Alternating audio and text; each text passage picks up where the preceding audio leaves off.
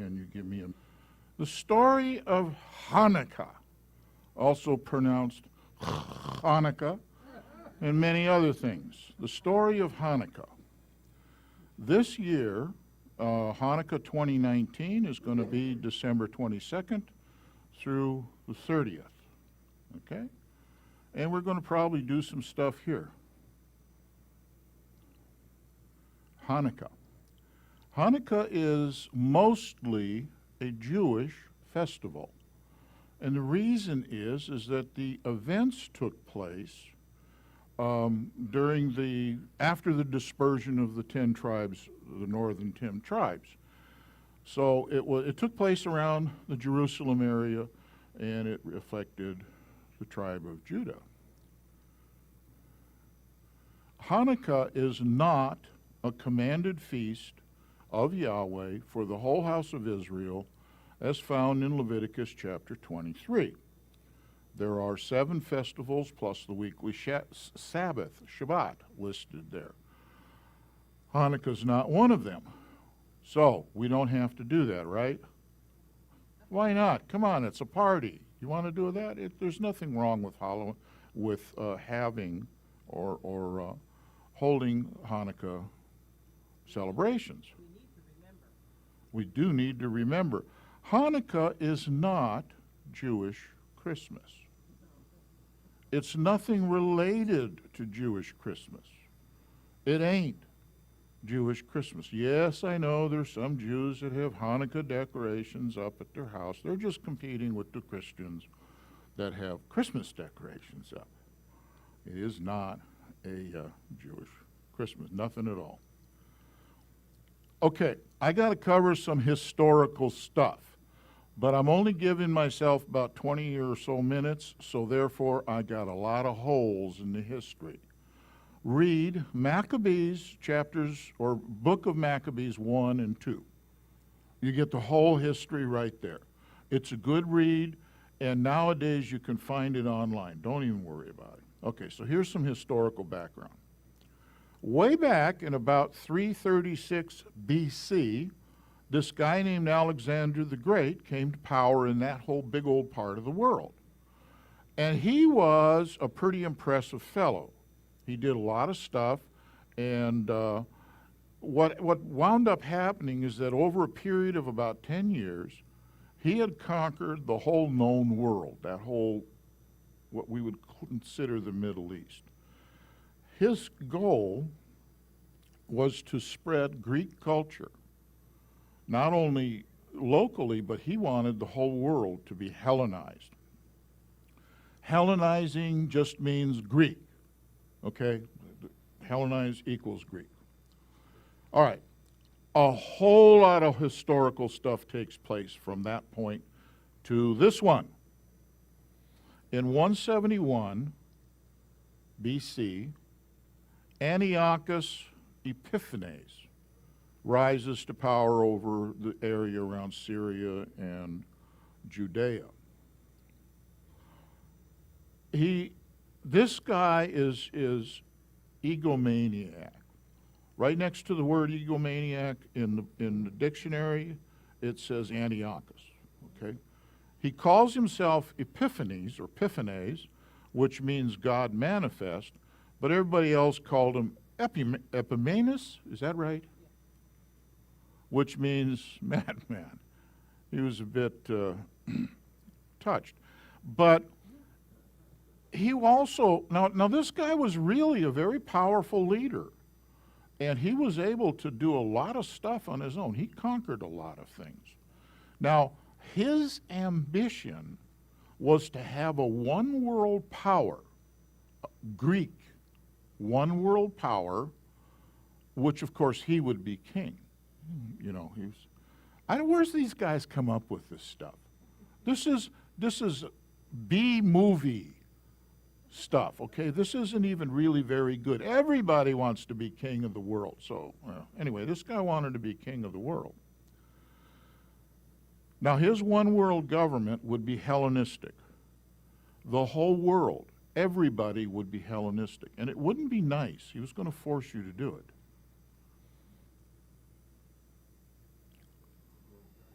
Hellenistic concepts. Does anybody recognize the image in the background? It's the Georgia Guidestones. Look it up. The deification of nature, God is everything.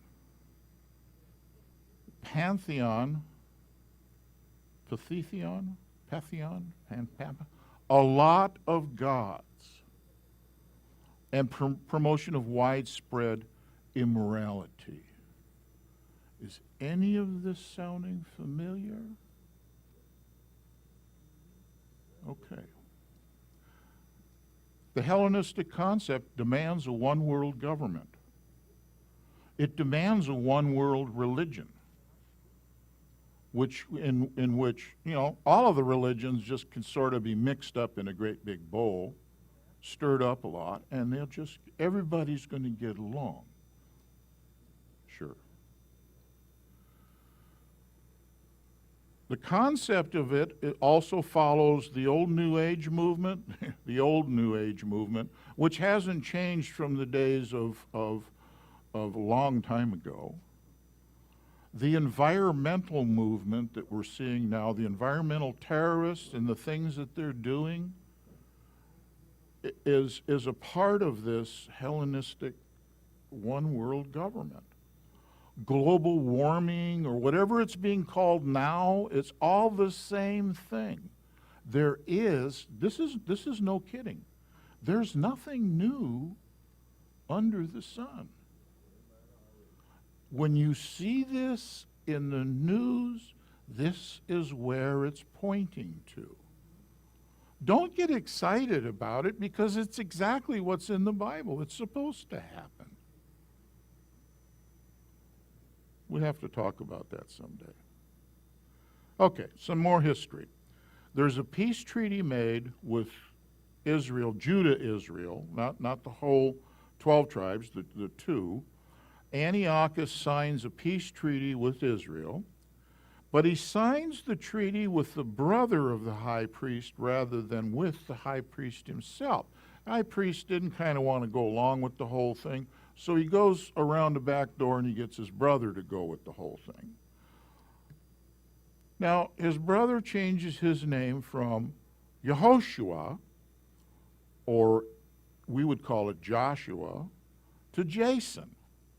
Nothing against you two guys. I mean, it's just the way it is. The name change was deliberate to make him more Greek-friendly. Oh, this is why a lot of the New Testament people in our Bibles have Greek names.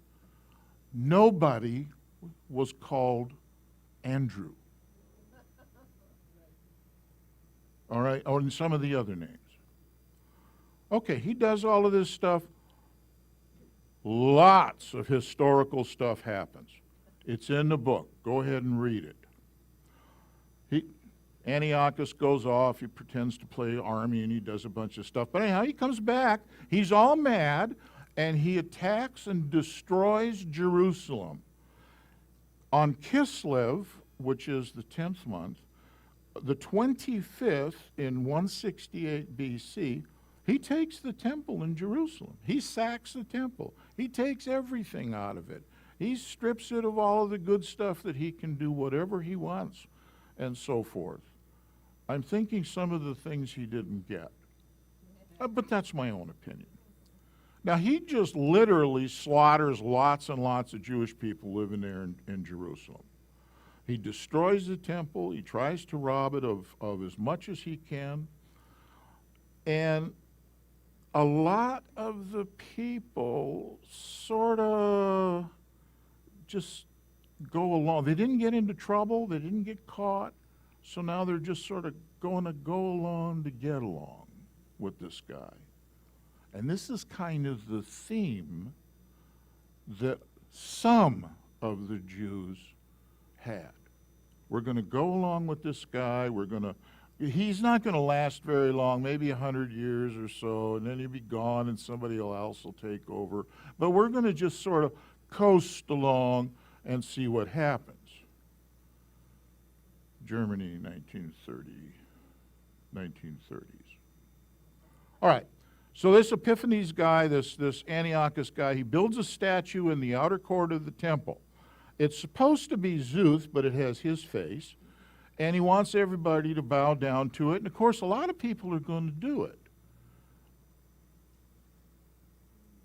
However, this is something he did that wasn't proper. He sacrifices a pig to Zeus. So that's like 2 times bad. And then he sprinkles the blood in the Holy of Holies. Now, there's nothing in the Holy of Holies at the moment. The ark's gone. There's no historical text that says where it went. It's presumed lots of things, but it's gone. So he just sprinkles it in there. He's doing this more to show off how big he is. I'm the big dude around here, you know? But he makes a broth out of the pig juice, and he pours it on some Torah scrolls, and he burns them.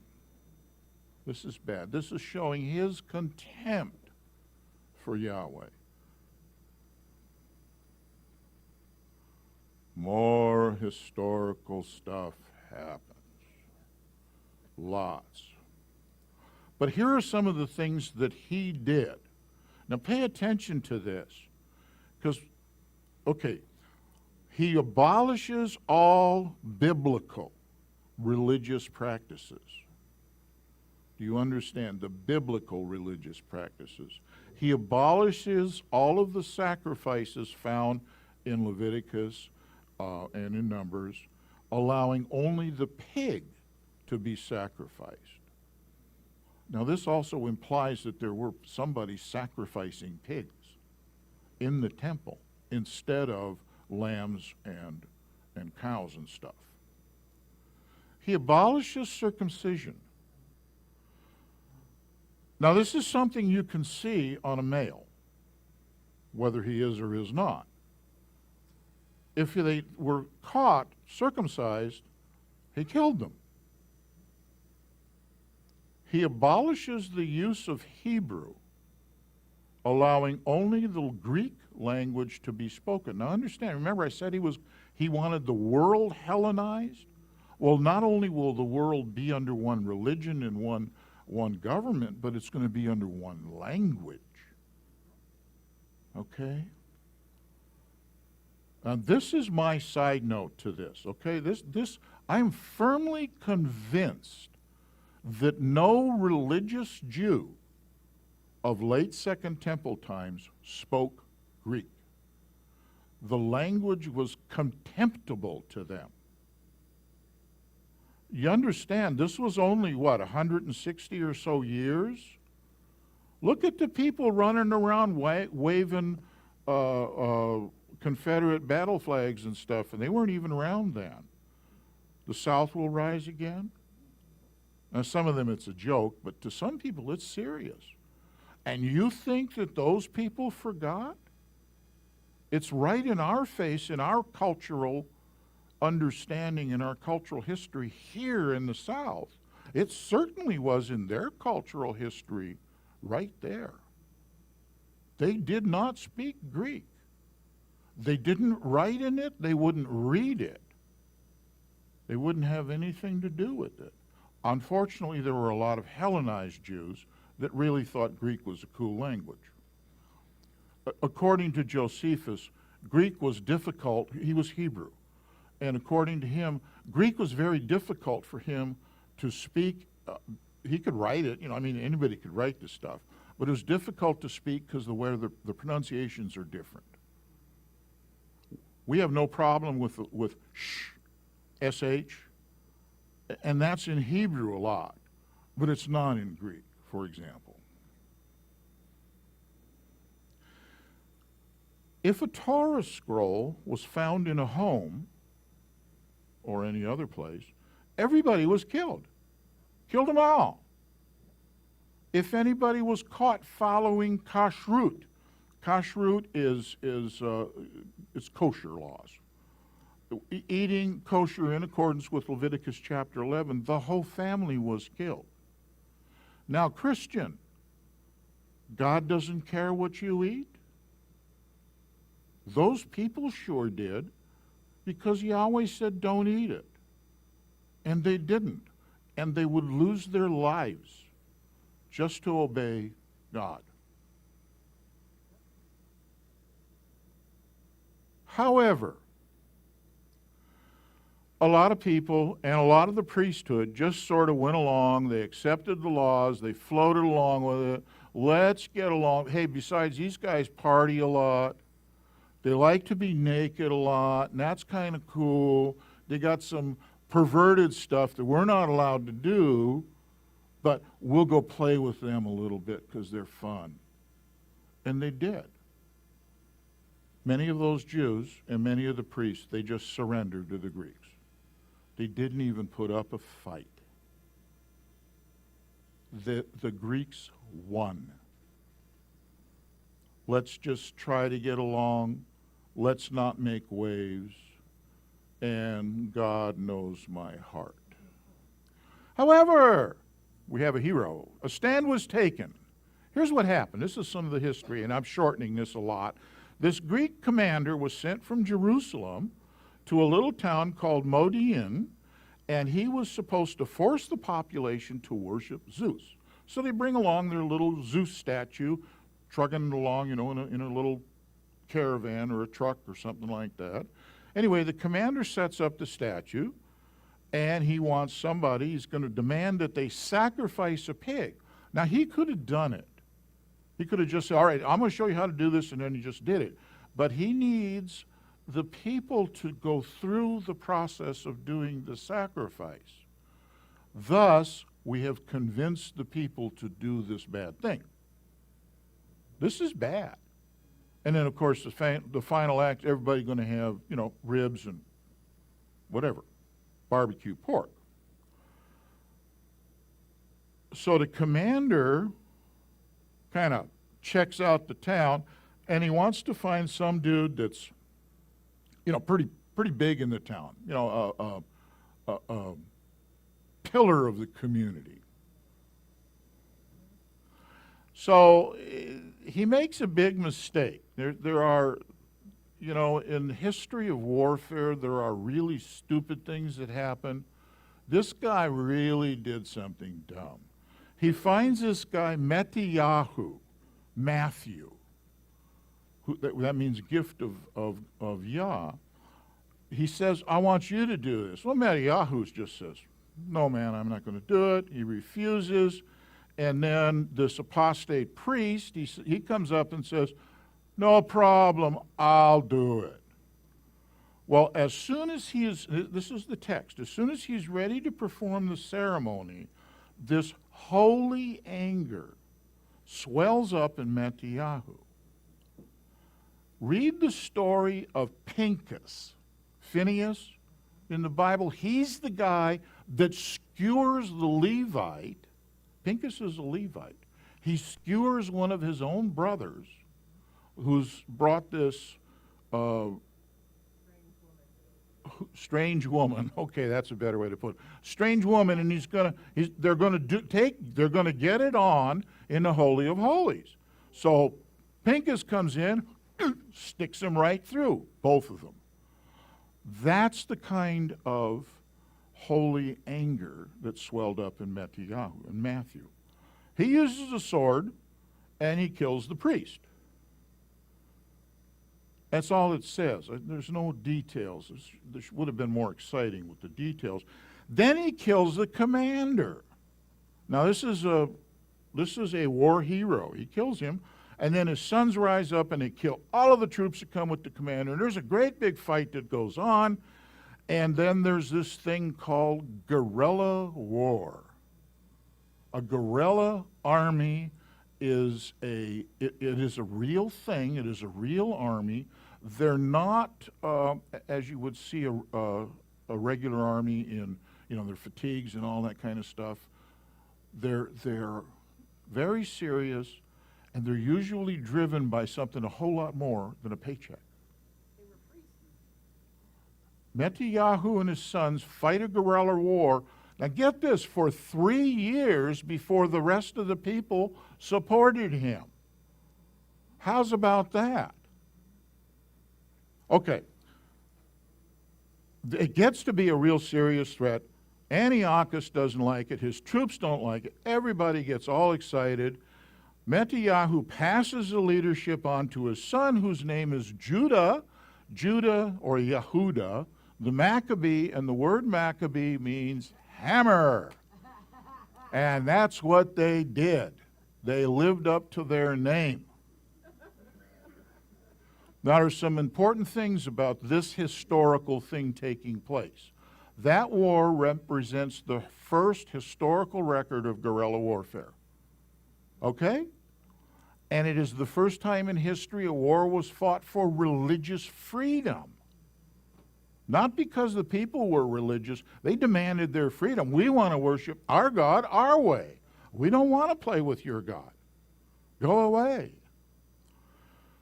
Okay, they fight this war. The Yehuda Maccabee reclaims the temple in Kislev 25, 165 BC, or BCE.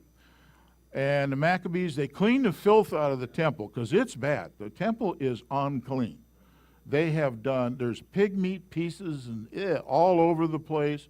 They have to clean this stuff up because they are going to restore the temple to a condition that Yahweh would be pleased to come to. Now, according to tradition, Jewish tradition, there was only one bottle of the consecrated oil left that would light the menorah. The menorah really takes a lot of, now this isn't a little teeny bottle. I mean, we're talking gallons, jugs. It's a big thing. And these lights are not small.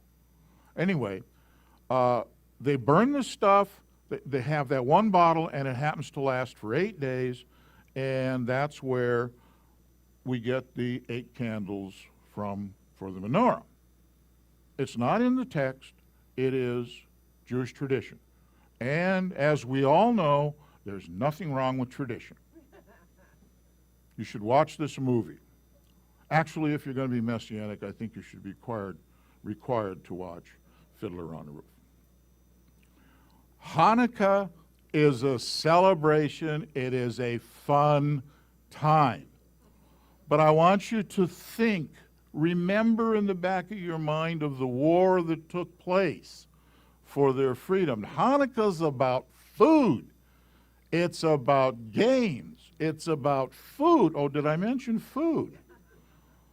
Hanukkah has one song, but you get to eat for 8 days and sing the same song for 8 days. It is a fun time. It's a time to do a whole lot of stuff. It's a time to have, really, read the book of Maccabees. Read it out loud in your family. But Hanukkah should remind us of something that's really to come. I mean, we're in this. We are in a Cold War. Do you understand that? And I'll show it next week.